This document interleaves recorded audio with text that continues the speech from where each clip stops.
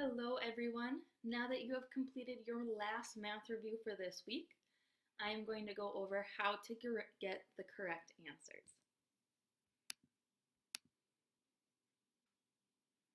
First we have, what is the slope of the line? Again, we want to identify some nice perfect points. Luckily here, they've put some points in for us. So I can go from this point to this point. I can use this point to this point, or I could go from this point to this point. It doesn't matter because no matter what you do, you should get the same answer. So I'm going to show you going from the first point to the third point. So when I'm looking at this, I see that as I move from left to right, my line is going down. So I know that's going to be a negative number. I need to count how much it goes down. 1, 2, 3, 4. And then how much I move to the right. 1, 2, 3, 4, 5, 6. So I went down 4 and right 6. So that's going to look like negative 4 over 6. Because I went down 4, right 6. However, this is not my final answer because I want a simplified fraction. So I am going to take this, and I know that both 4 and 6 can be divided by 2. So I'll take my negative 4, divide by 2, and I get negative 2. I'll take my 6 and divide by 2, and I get 3. So my actual answer is negative 2 over 3. So that is what I'm going to type in, negative 2 over 3.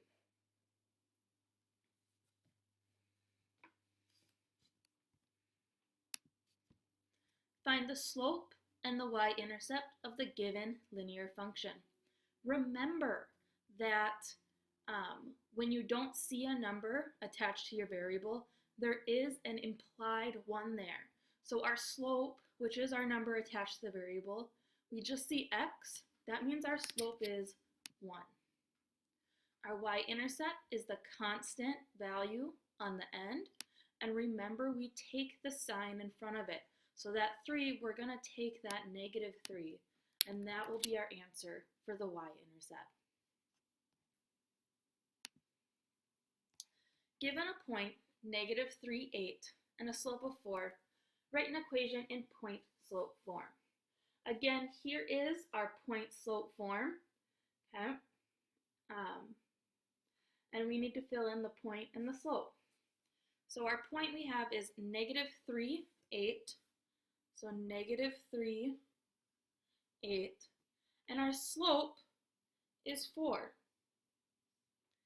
So I simply want to replace those values in my formula.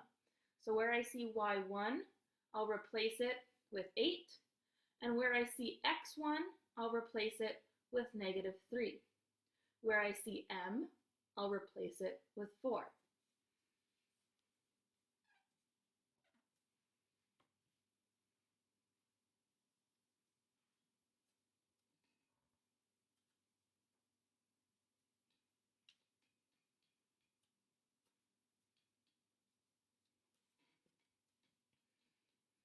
I'm almost done. I do have this negative or subtracting a negative number, which I know is going to turn into adding the positive value or adding the opposite. So I can change this and I will get my final answer.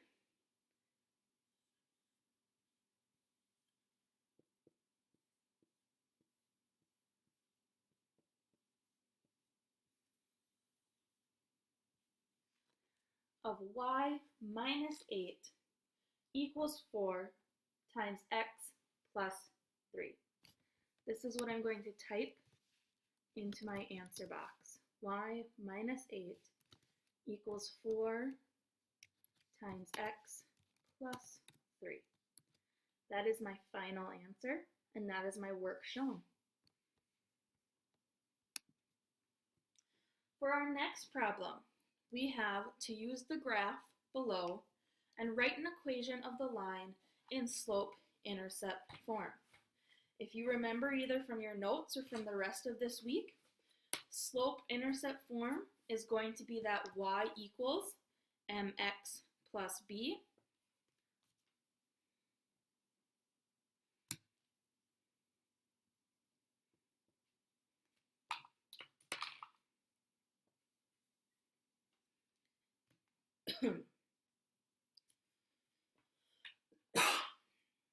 Where m is your slope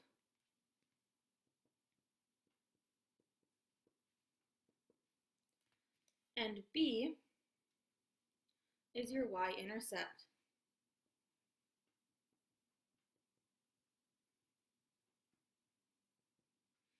For you visual people, so here we have y equals mx plus b, where m is the slope, b is the y-intercept. Just like I tried to do with all the other question number 4s this week, this is the same graph as our first problem. So we've already figured out for the slope for this. And if you don't remember what that is, you can always go back to problem number 1 by clicking down here. And you can see we have -2 over 3. So going back to number 4, I know that my slope is -2 over 3. My y-intercept is simply the point where my line crosses the y-axis. And one thing I want you to remember is, although this says f of x, remember that this notation, this f of x notation, means the same thing as y. So this is still your y-axis. And we are crossing at 5. So my y-intercept is 5. I simply need to go up into my formula and replace these values.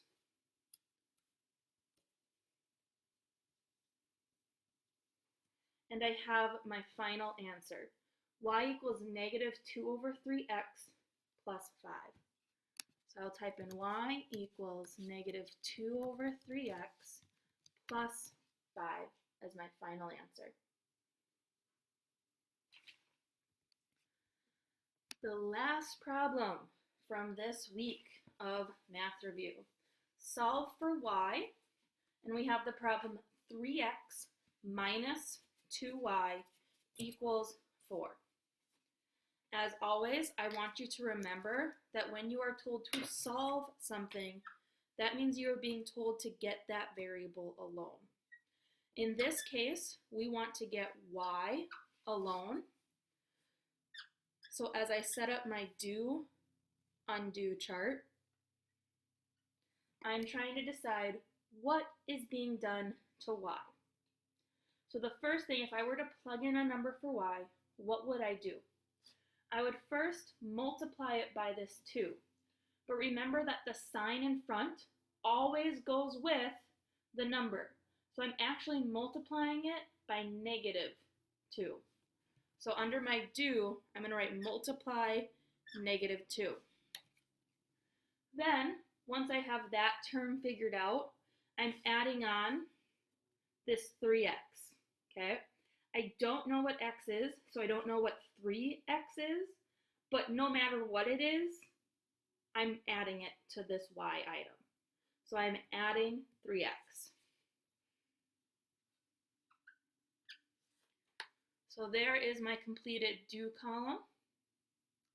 To complete my undo column, I will simply put in the exact opposite of those items. So I have divide by -2 and subtract 3x.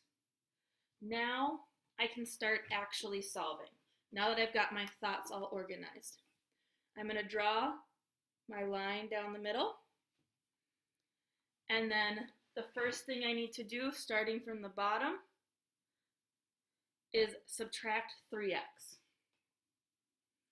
So I'm going to subtract 3x and subtract 3x. 3x minus 3x, that will become 0. And I just have this -2y equals 4 minus 3x.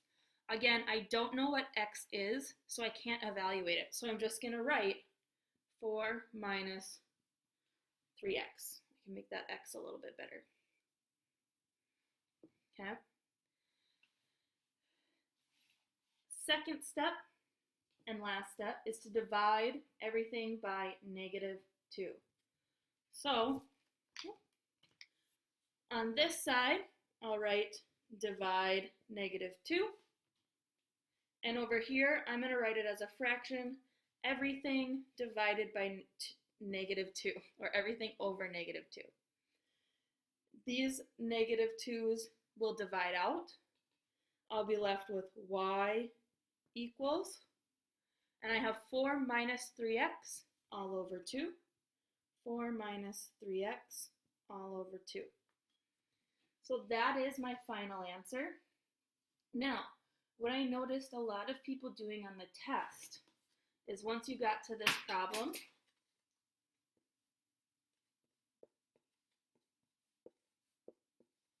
instead of writing it this way, I saw a lot of people writing it as y equals 4 over -2 minus 3x over -2.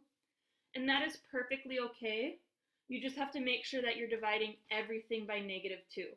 So that's why we can either do divide everything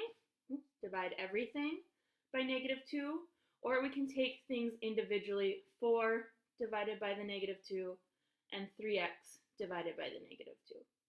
Either way is correct, and you may prefer to write it one way over the other. I'm going to write in our final answer of y equals 4 minus 3x, and I need to type it in parentheses so that I know that all of that is what's on top of my fraction, and then the -2 is on bottom. Okay? If you don't have parentheses, what you're writing instead is this on the bottom here. This is what it actually reads as if you don't use parentheses. So you need to use parentheses so that you're actually typing in the correct answer. That is your final solution for today. I hope you all have a wonderful weekend.